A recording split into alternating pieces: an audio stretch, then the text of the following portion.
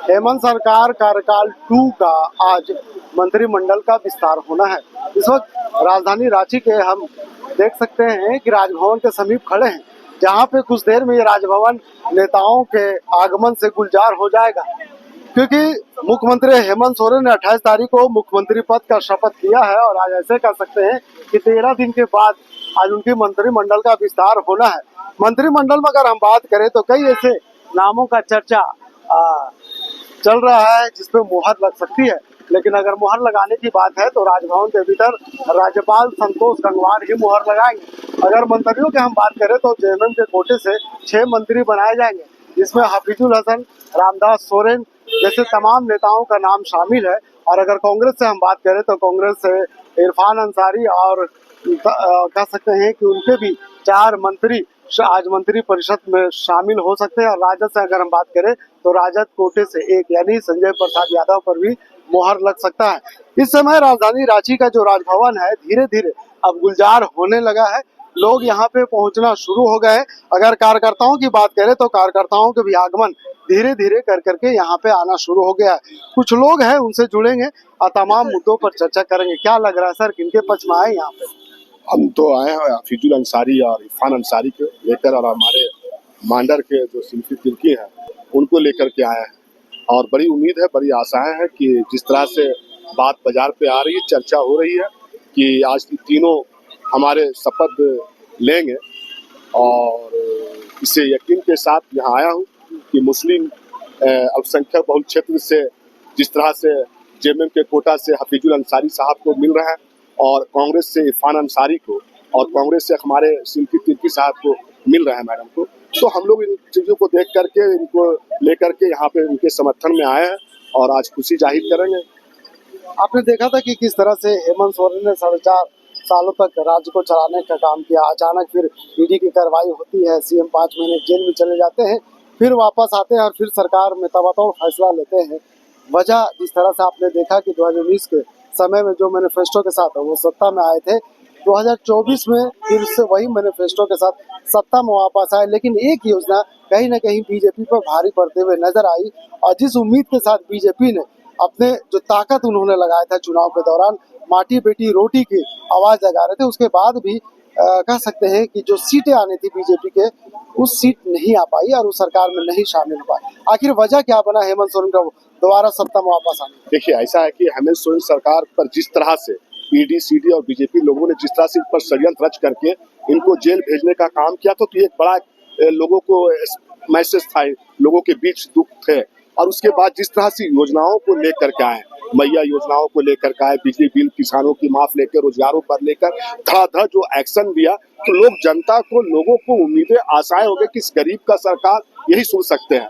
और जिस तरह से बीजेपी वाले लोगों ने आकर के और बाहर राज्य से आकर के जिस तरह से यहाँ पर बुलडोजर कटेंगे तो छटेंगे, कड़ी अनाप शनाप जो बातें हैं, तो यहाँ के लोगों ने उनको बातों को नकार दिया। और कहीं ना कहीं झारखंड की जो मिट्टी है और झारखंडी जो नेताएं थे, उनकी बातों पे लोग यकीन किया और विश्वास किया, क्योंकि झारखंड की समस्याओं और तमाम लोगों को बारे में वो हमारे लोकल ही नेता जान सकते हैं। तो इसलिए बाहर के जो आए थे उनकी बातों का भी हम जेएमएम को फायदा मिला, और उसको लेकर के और उनके तमाम जितने भी घोषणाएं थे उनको झारखंड के लोगों ने नकार दिया। और कहीं ना कहीं हेमंत सोरेन के जो योजनाएं थे वो बड़ा मजबूत था और लोगों के अंदर विश्वास था, इसलिए उनकी योजनाओं को मानकर उनके तरह से लेकर के, और हेमंत सोरेन को लेकर के लोग काफी दुखा, जब जेल गए थे उसी वक्त से ये तय हो गया था कि हम इस बार सरकार बहुमत के साथ इंडिया गठबंधन को लाएंगे। यानी संपत्ति वोट भी हेमंत सोरेन लेने में कामयाब हो गए। बिल्कुल मान सकते हैं कि जिस तरह से हेमंत सोरेन की जो राजनीति रही है, आपने पहला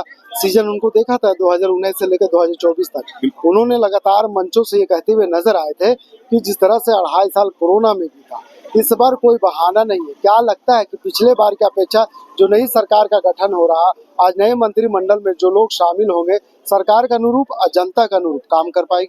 बिल्कुल, आपने देखा होगा जब झारखंड की जब 2019 में सरकार बनी थी तो कोरोना से उनको जूझना पड़ा था।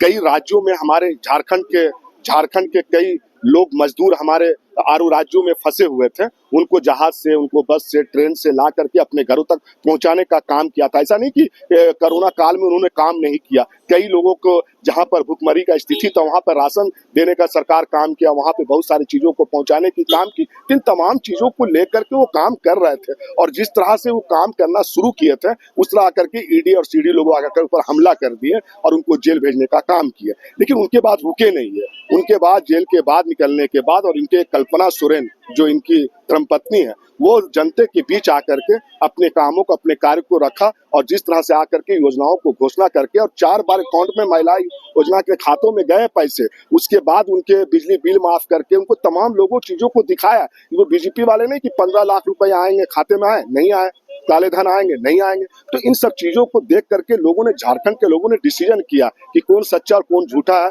और किन का फैसला जो है वो गलत है और वो सही है। तो इनको हेमंत सोरेन को मान करके लोगों ने चुना और बहुत अच्छे बहुमत से इनको लाया। झारखंड में आपने देखा था कि 2024 के चुनाव जब शुरुआत में जा रही थी उस वक्त हेमंता बिस्वा शर्मा जो असम के मुख्यमंत्री है लगातार कई मंचों से घुसपैठ, बांग्लादेशी जैसे नारे लगा रहे थे। मोदी भी आते हैं, मोदी का भी मैजिक इस चुनाव में कह सकते हैं कि नहीं चला। सिर्फ अगर मोदी का मैजिक चला है तो रांची सीट पर ही देखने को मिला था। ऐसे में लगातार कल्पना सोरेन जिस उम्मीद के साथ, जिस आशा के साथ लोगों के बीच में जा रही थी, लोगों का जनसैलाब कल्पना को देख करके लोग उसके तरफ दौड़ते हुए नजर आते। इस चुनाव में कहीं ना कहीं जिस तरह से हेमंत सोरेन ने लोगों का दिल, लोगों का विश्वास जीतने का काम किया है, उम्मीद कर रही है राज्य की जनता के आने वाले दिनों में जिस उम्मीद के साथ उन्होंने सरकार बनाया है इसी उम्मीद के साथ सरकार भी चलाएंगे। क्या लगता है?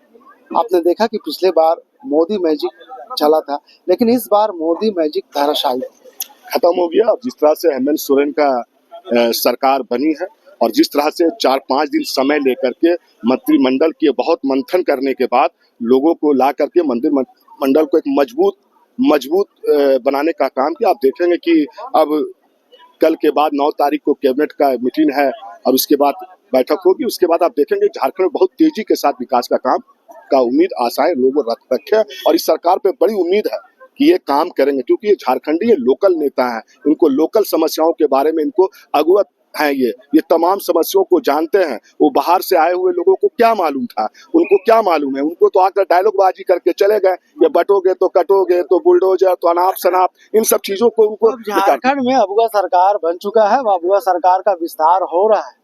ऐसे में कह सकते हैं कि अबुआ सरकार का आज मंत्रिमंडल का विस्तार होगा। तमाम उनके मंत्रिमंडल में जो चुने गए नेता हैं, जो विधायक वो शामिल हो जाएंगे।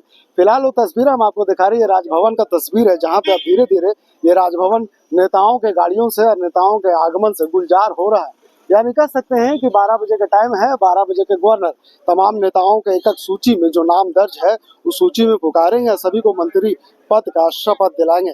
ऐसे में झारखंड में जिस तरह से हेमंत सोरेन ने 28 तारीख को मुख्यमंत्री पद का शपथ लिया है और मुख्यमंत्री पद का शपथ लेते ही वो नायक पिक्चर अनिल कपूर के जैसा ताबड़तोड़ फैसला लिया। कह सकते हैं कि जिस तरह से उन्होंने पहले ही कैबिनेट के बैठक में 2500 रुपया का प्रस्ताव पर जो मुहर लगाया है और अग्निवीर जवानों के लिए उन्होंने जो सम्मान देने का काम किया, उनके परिजनों को 10 लाख रुपया और उनके एक परिवार को नौकरी देने का काम किया, इससे राज्य की जनता का ऊपर, हेमंत सोरेन के ऊपर भरोसा काफी जाग गया है। लोग उम्मीद कर रहे हैं कि आने वाले 5 सालों में राज्य का विकास चौमुखी स्तर पर किया जाएगा। यही वजह है कि आज हेमंत सोरेन के लिए और हेमंत सोरेन के मंत्रिमंडल के लिए बड़ा दिन है। सहयोगी फैयाज के साथ में नौशाद, कोयला संवाद, रांची।